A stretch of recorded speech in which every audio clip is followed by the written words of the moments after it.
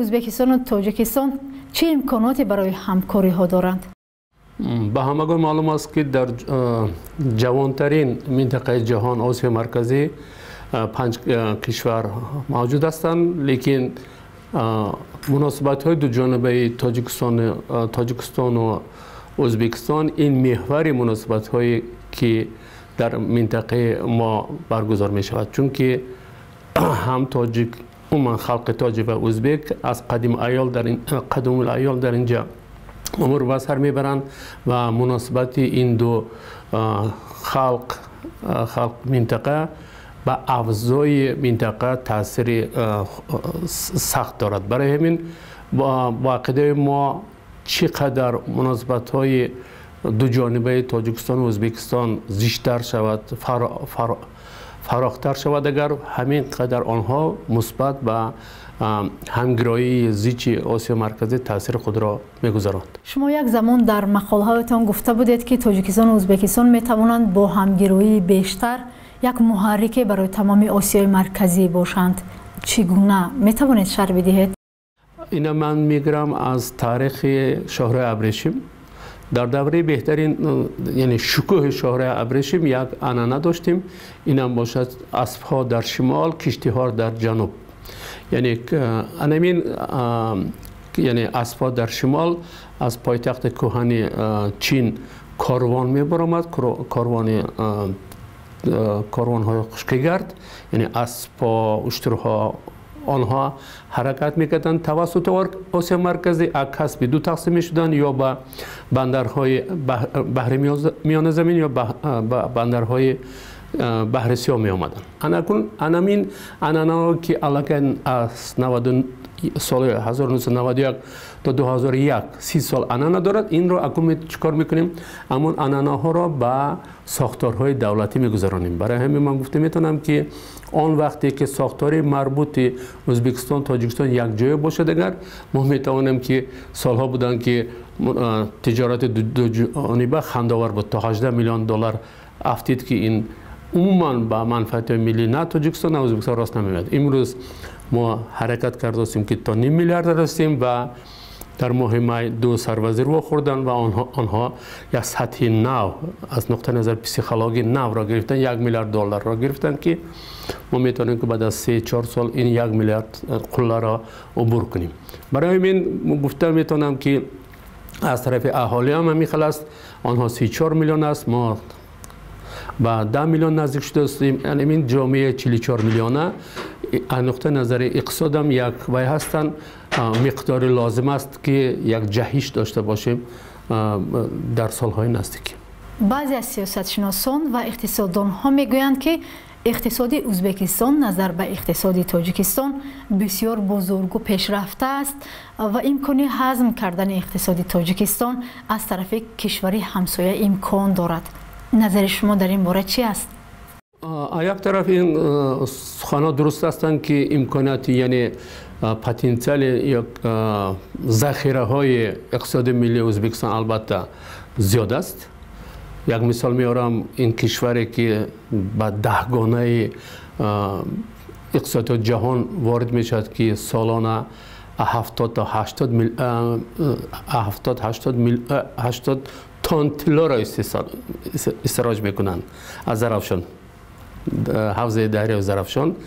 یعنی این به 10 گانه وارد میشد یک طرف. از دیگر طرف البته در کوهکنی تاجیک‌ها هم خوب هستند. مثلا آخران سالا حتی سالا بودن یا که نیم سالا بودن که در واردات صادرات ما پیشرفت بودیم. یعنی صادرات ما زیادتر بود چون واردات مالهای از ازبکستان. این یک طرف وای است. یعنی درست است که یعنی از حجم اقتصادیات ملی ازبکستان چندین بار زیاد است نسبت به تاجیکستان. این نقطه نظر حجمش. لیکن از نقطه نظر گیوستراتژی کار کنیم، اگر ما بسیارتر سالهای آخر مثلا 2004 تا 2021 توجه بسیار کردیم، یعنی توازن رفت به طرف شرق، یعنی مالهای چینی بسیار شد. انکن وارد شدن مالهای غرب یعنی غربی ما ازبکستان انمون توازن را پورا نباشن، توازن را کم و بیش چیکار میکنند؟ تشکیل میکنند. البته آنها نمیتوانند که مالهای همه مالهای چین را، لیکن در بازار داخلی تاجیکستان یک توازن میشد، یعنی مالهای وطنی، مالهای چینی، مالهای ازبکی یک سگانه را تشکیل میکند که آنها کم و بیش توازن را چکار میکنند؟ تأمین میکنند. البته این مشکلاتی که حاضر ما داریم از سرحد تاجیکستان قرقیزستان که پیشتر مالها زیادتر از اونجا می آمدن، اساسا مالها که از قرقیزستان می بودن توسط قاچاق می آمدن، قاچاق آمدن و از مالها ارزان بودن و همون مالهای قاچاق که ارزان بودن آنها از بین رفتن که امروز بازار استعمالی تاجیکستان خیلی گران شده است. اینکه همون کشاده شدن با وسیع‌تر شدن روابط تجارت بین تاجیکستان و ازبکستان همون را کم و بیش میکند جبران میکند.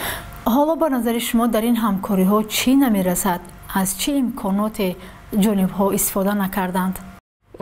امکانات یعنی در این 5 ساله یک ما جهش کردیم در مناسبت دو جانب، لیکن ذخیره های نااستفاده خیلی زیاد است. یک چیز را من باید قید کنم که 1946 سال کاتب اول تاجیکستان سوویتی اکادمی باباجان غفورов پیش رهبریت آن وقت اتفاق شورای مسئله گذار میکند. 1946 اعتبار دید، میگوید که ای سویسران استالین تاجیکستان یک نقشه دارد، ما میخواهیم آن را عملی کنیم. کدام نقشه؟ یعنی بنیاد راه آهن سمرقند، پنجکند، عینی و برآمد با دوشنبه. یا سویسرانش بگید خیلی خوب لایحه، لیکن میدونید که میگوید قسم غربی اتفاق شوروی در بلنگار است، چون که 1 سال شد که اکنون جنگ تمام شد. مینسک، کیف و دیگر شهرهای بزرگ اتفاق شوروی در خرابازار بود. جنگ بعد تاثیر منفی جنگ بود. گفت که برقرار میکنیم، لیکن امروز اگر ماه ایون اگریم این واقعه در این ماه ایون 46 بود، رسد 75 سال شد. برای همین هفته گذشته ما یک میز گرد داشتیم با همکسبان ازبک. ما پیشنهاد کردیم که برگشتن به همین لایحه، لیکن از نقطه نظر نو، یعنی بنیاد راه آهن سمرقند، پنجکند، عینی، دوشنبه، لخش و برآمد به کجا؟ به قشقر. برای چی این را میگویم؟ چون که این لایحه به لایحه خیلی بزرگی چینی یک کمربند یک راه راست می آید. آنها علاقه راه را تا بای ساختن، تا قشقر ساختن. اکنون شمال بدخشان که توسط جرقتال دوشنبه راه کردن آماده کرد، اینجا سمرقند پیوست کنیم. همین لایحه جنبه دو طرفه نیه، جنبه جهان دارد. اکنون گفتنی من همین است که یعنی سیاست شوکت میرزایف و استراتژی چهارم استراتژی عمومی تاجیکان، یعنی برآمد بنبست کمونیکاسیون، اینو هر دوش راه یک جای کنیم اگر ما میتوانیم که همین بدبختی خلاص شویم. مشکلات اساسی که در ما هست در تاشکند و در دوشنبه، یعنی نارسایی اختصاصی بلندپایه هستند که یعنی آن در فکرانی متخصصی ما باید از داخل کشور، از داخل منطقه برای ما یعنی جایگزین آسیا مرکزی تاجیکستان و ازبکستان را در اوراسیا تحلیل کنیم و جای خود را معین کنیم، معین کنیم و رابطه های با دیگر منطقه، مثلا شرق دور یا با چین، نه تنها با چین، در اونجا ژاپنیا هست، کره جنوبی هست، در هندوستان، هندوستان، ایران، ترکیه و یعنی همین اوضاع آنها را آموختن ما در کار، آماده باشی آنها را آموختن ما در کار، آیده همکاری با ما. اگر همین تحلیل های همه طرفه یعنی کمپلکسی سیستمی داشته باشیم، البته ما موفق میشیم. در زمانی که روابط با قرقیزستان همسایه خیلی سرد است، پرزیدنت تاجیکستان رابطه هایش را با ازبکستان و روسیه مستحکم میکند. به نظر شما هدف از این اقدام سیاسی پرزیدنت تاجیکستان در چی است؟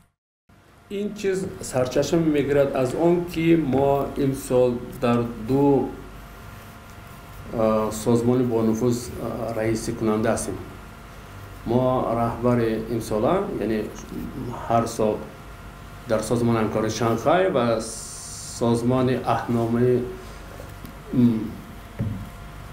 دست جمعی یعنی در این جمع بایستیم سازمان اهنامه امنیت دست جمعی ما رهبر هستیم برای همین پرزیدنت ما را چون رئیس ساعت یعنی ODKB با پرد دعوت کردن. من گفته نمیتونم که روسیه ازبکستان طرف در همین کشمکش‌ها طرف تنها تاجیکستان باشد. این حد کشور حتی سیم کشور قزاقستان یعنی روسیه، قزاقستان و ازبکستان آنها کوشش میکنن که همین درگیری‌هایی که یک مرزی‌های سرحدی بود آن را بزرگ نشوند، آنها در وقتش آتش بس اعلان شود که این مشکل‌ها و یعنی کشمکش‌هایی که یا که بحث‌های سرحدی از همین و یا یعنی سنگ پرتایی گذارد به میز گردی مذاکرات. این حدشون هست یک کشور اعلان کردن که آنها آماده هستند که یعنی میان‌روی کنند برای با دست آمدن منفعت‌های دو طرف که نزدیک کردن منفعت دو طرف و تیزتر زودتر معین کردن هم علامت گذاری سرحدی و معین کردن و علامت گذاری سرحدی میشه. برای ما گفتن نمیتونم که کرمل و تاشکند طرف دوشنبه است و بیشکک نه، آنها کوشش میکنن که توازن را رعایت کنند. میگویند که امسال خشکسالی میشود و چنین به نظر میرسد که مسائل ایریگاسیونی علاقه وضعیت سرحدها را متشنج کرده است و جنجال های واروخ هم و سو هم نوگی آیسبرگ میگویند. آیا پرزیدنت های ازبکستان و تاجیکستان میتوانند در این وضع همکاری کنند؟ البته میتوانند، چون که در آسیا مرکزی یک وای دارد، یک سازمان علاهیده است، یعنی این 5 کشور یکون سازمان علاهیده ندارند، لیکن یعنی یک سازمان حفظی بحر ارال میتواند که در سیاست را در همین مسئله آب و انرژتیک هماهنگ کنند. همین یعنی امروزه وزیر کارهای خارجه تاجیکستان از همین برآمدش، از همین فعالیتش از همین وای است، سازمان حفظ بحر ارال است. برای همین ما بسیارتر نظر توجه نمی‌کنیم به فعالیت این، لیکن در اطراف همین سازمان حفظ ارال ما میتونیم که بسیار کارا کنیم و در همین سازمان هم خطا نکنم تاجیکستان امسال وای است، رئیس کننده است. در وضع واقعی سیاسی امروزه و اقتصادی کشور به فکر شما در کدام سمت‌ها همکاری با سرعت همگیری بین ازبکستان و تاجیکستان ضرور است؟ اگر شما فلایت رادار را سامانه را نگاه کنید، اگر پروازهای و یا طیاره ها از اروپا به شرق آسیا جنوبی از فضای آسیا مرکزی میگذرند. بالای فضای ما خوب بالای استفاده نمیکنیم. از نقطه نظر ما گفتیم که بارکشانی خشکگرد گفتیم در زمین، لیکن هوایش را حالی ما استفاده میکنیم. ازبک‌ها خیلی خوب سر کردن. برای همین من پیشنهاد کرده بودم یک از جلسه ها که باید در تاجیکستان شرکت های بزرگ پیدا شدن که آنها میتونن که در ناحیه دنغره، در شهرک دنغره یک فرودگاه بارکشانی بین المللی را تشکیل کنند. برای این تشکیل کنند، چون که 11 سال تالینگی نظام تالینگی نشان داد که آنها مثلا مبلغ معین را جمع کردند. اکنون این مبلغ را باید سفربر کنیم برای بنیاد فرودگاه بین المللی بارکشانی دنغره. در اونجا 1.2 میلیارد دلار پول لازم است که مبلغ لازم است که این مثلا چگم وای را یعنی برای 6 تن پرواز وای یعنی اینفراستراکچور را تیار کنند و آب انبارهای بارکشانی را تیار کنند. آن وقت البته شرکت‌های هواپیمایی مثلا نمیدونم مالایزیا باشد، سنگاپور باشد، اندونزیا، حتی استرالیا باشد میتونن که آنها استفاده کنند اینجا، چون که پاندمی یک چیز را نشان داد. فندیبه نشان داد که تیاره خیلی زیاد لوفتگانز ترکش ایر آنها پر استفاده کرده میتونن. تیاره خریدن در کار نه برای سامان ایر یا دیگر. آنها باید فرودگاه اینفراستراکچر توجه کردن ما در کار.